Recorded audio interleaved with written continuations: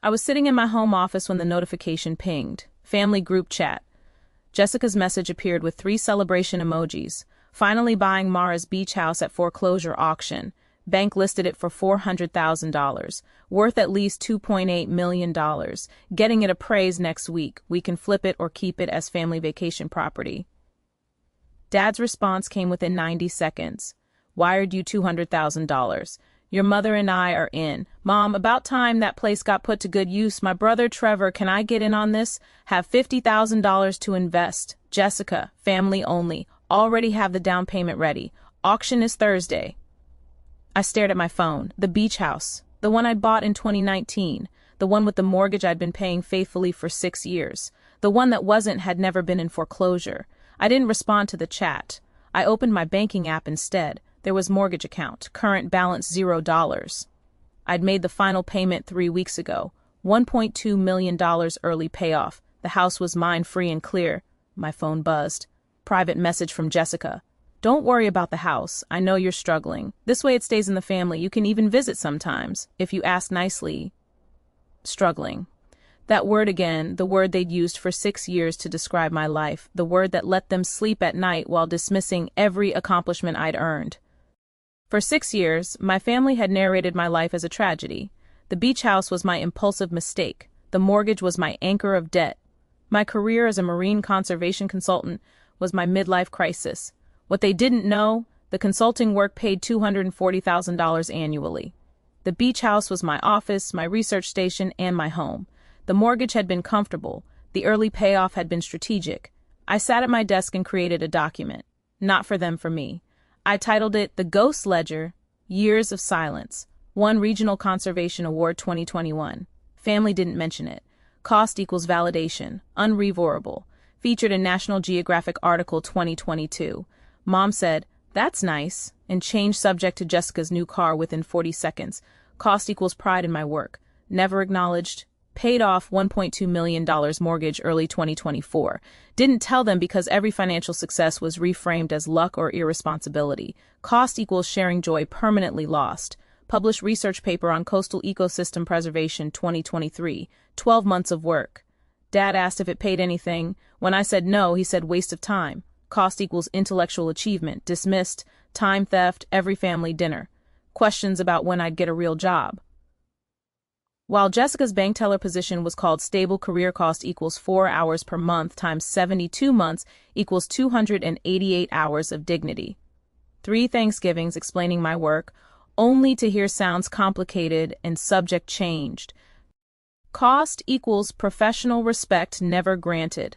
Christmas 2022 brought photos of research boat. Jessica showed photos of her Toyota Camry. Hers got 40 minutes of discussion. Mine got that's impractical. Cost equals equal treatment. Confidence erosion. Jessica bought $40,000 car, 2-hour family celebration. Dad called her financially brilliant. I bought research boat for $85,000, called wasteful spending and showing off. Cost equals self-worth. Sister got promotion to senior teller, family dinner celebration, cake, champagne. I secured 3-hour, $720,000 consulting contract. Told them at dinner. Mom said be careful with contracts, no celebration. Cost equals family pride in my success. Emotional accounting. Years of phone calls that went to voicemail when I called, but immediate responses when Jessica called. Cost equals priority never received. My birthday forgotten 3 times in 6 years. Jessica's never forgotten once. Cost equals mattering equally. The spreadsheet grew to 52 line items. Every celebration they'd withheld. Every achievement they'd diminished. Every success they'd rewritten as failure. I thought about the psychological concept I'd learned in therapy, the sunk cost fallacy. I'd kept investing in family relationships, convinced that eventually the jackpot of acceptance would come. But slot machines don't pay out because you fed them long enough. They pay out randomly or never. This was my origin story moment. Not when I bought the beach house, not when I changed careers, but this exact moment. Standing in my kitchen, salt air coming through the windows, looking at a family chat where they celebrated stealing my home. Something crystallized. Family isn't who shares your blood. It's who shows up when blood isn't enough. They never showed up. Thursday morning, 9:47 a.m. Jessica posted in the family chat. At the auction now, beach house mine in 20 minutes. Can already taste the margaritas on that deck. I was in a meeting with a client discussing a $180,000 coastal restoration project when my phone started ringing. Unknown number. I let it go to voicemail. Second call, same number. Third call, I excused myself and answered. Miss Mara Chin speaking. This is Robert Caldwell, Senior Vice President at Coastal Federal Bank. I apologize for the urgent call, but we have a situation. A woman named Jessica Chin just contacted our foreclosure department claiming to represent you in the purchase of a property at 847 Ocean Vista Drive. Your property? My property. Those words felt solid. That property isn't in foreclosure, I said calmly. Correct. You paid off the full mortgage balance 3 weeks ago. $1.2 million early settlement. One of our smoothest transactions this year. But Miss Jessica Chin is at the county courthouse right now with a cashier's check for $400,000, claiming she's buying it at auction. She's provided documentation showing she's your sister. She's my sister. She doesn't represent me. She doesn't have my permission. An ID didn't authorize any sale. Silence on the line. Then, Miss Chin, I need to ask directly, is your sister attempting to fraudulently purchase your property? The question hung in the air. This was the moment, the clean, clear line between family loyalty and legal reality. Yes, I said, that's exactly what she's attempting. I'm conferencing in our legal department. Please stay on the line. The investigation moved with the methodical precision of institutional machinery. Step 1, documentation review, 47 minutes. The bank pulled every record. Mortgage origination documents from 2019, all signed by me. Payment history, 72 consecutive months. Never late, never missed. Early payoff authorization. My signature, my account, my verification code. Current title, Mara Chin, sole owner, no liens.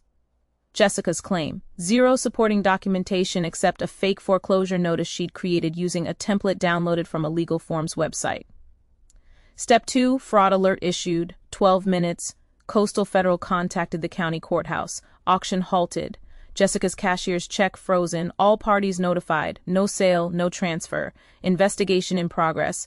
Step 3, family notification, 22 minutes. Robert Caldwell called Jessica directly. I asked him to put it on speaker. Miss Jessica Chin, this is Robert Caldwell from Coastal Federal Bank. The property at 847 Ocean Vista Drive is not in foreclosure. It is owned outright by Miss Mara Chin. Your attempt to purchase it constitutes attempted fraud. We are required by law to report this to local authorities. Her voice came through shaking, but the listing. I saw the foreclosure listing online. There is no foreclosure listing. The property is not for sale. Did you create false documentation? Silence. Then I need to call my lawyer. That would be advisable. You should also know that we've frozen the $400,000 cashier's check pending investigation. Your father's $200,000 contribution is included in that freeze. The call ended. The family chat exploded 30 seconds later. Jessica, Mara, did you tell the bank I'm trying to steal your house? Dad, what the hell is happening? Bank froze my $200,000 Trevor. Wait, the house isn't in foreclosure. Mom, Mara, call Jessica right now and fix this. Jessica, the house was abandoned. You never even go there. I took a screenshot, saved it to a folder labeled evidence. Then I typed one response. I live there. It's my home office. I paid off the $1.2 million mortgage 3 weeks ago. The house is mine, free and clear. Jessica attempted to fraudulently purchase my property. The bank is investigating. I did not authorize any of this. I left the group chat. My phone rang immediately. That I didn't answer. I let it ring. 6 calls in a row. I turned off my phone. Step 4, criminal investigation initiated. 2 weeks, the County Fraud Division took the case. Detective Sarah Martinez reviewed the evidence. Jessica's fake foreclosure notice, her cashier's check, Dad's wire transfer, the GRU, P-chat messages. This is pretty clear-cut, Detective Martinez told me over the phone. She created false documentation to purchase property she knew she didn't own. Your father's involvement complicates things. He provided material financial support for the fraud. Technically, he's an accessory. Will there be charges? The DA is reviewing. At minimum, your sister will face charges for attempted real estate fraud and forgery. Your father might face charges as an accessory if we can prove he knew the property wasn't actually in foreclosure. The group chat shows he wired money within 90 seconds of her announcement. I said no due diligence, no verification, just immediate financial support. That helps our case. Step 5. Evidence collection 3 weeks. The bank's forensic team secured Jessica's browser history with a warrant. The searchers told the entire story. How to buy foreclosed property at auction. Can family members purchase foreclosed homes? Foreclosure notice template download. What if property owner contests foreclosure sale? Penalty for fraudulent property purchase. California. The last search dated 2 days before the auction attempt. Can you go to jail for fake foreclosure documents? He knew. She researched. She proceeded anyway. Step 6. Asset recovery. For weeks, the frozen $400,000 became a legal knot. Jessica's $200,000 from savings in a home equity loan. Dad's $200,000 from their retirement account.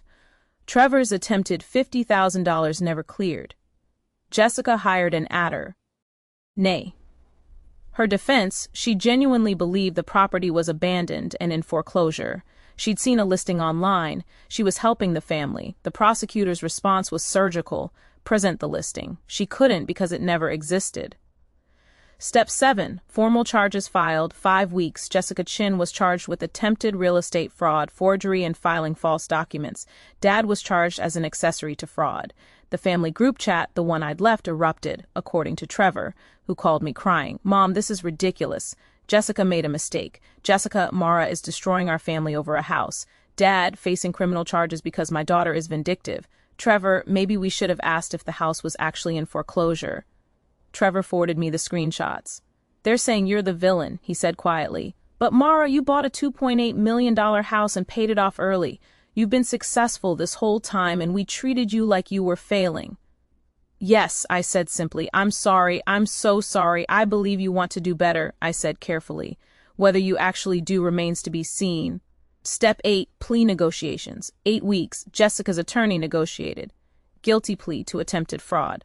5 years probation, $50,000 fine, restitution to cover legal fees, permanent record, no jail time. Dad's charges were dropped in exchange for his testimony and cooperation.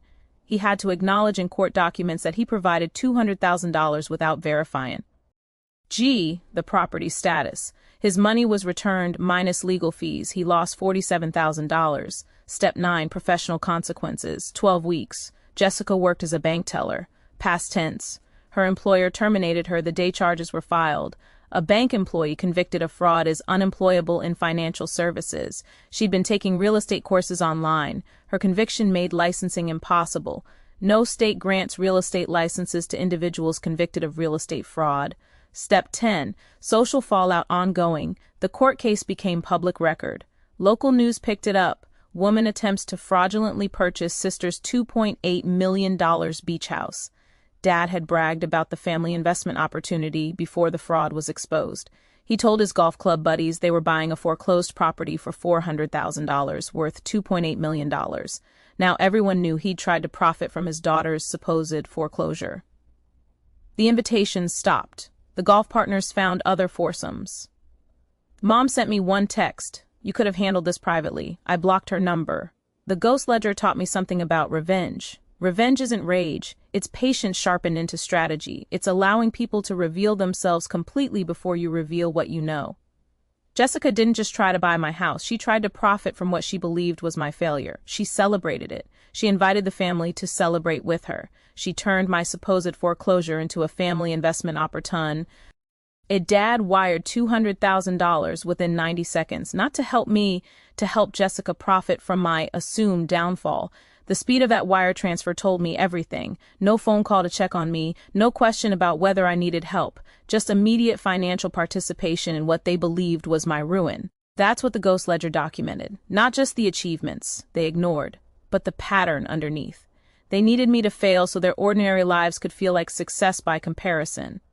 When I paid off a $1.20, $2 million mortgage early, there was no celebration because it broke their narrative.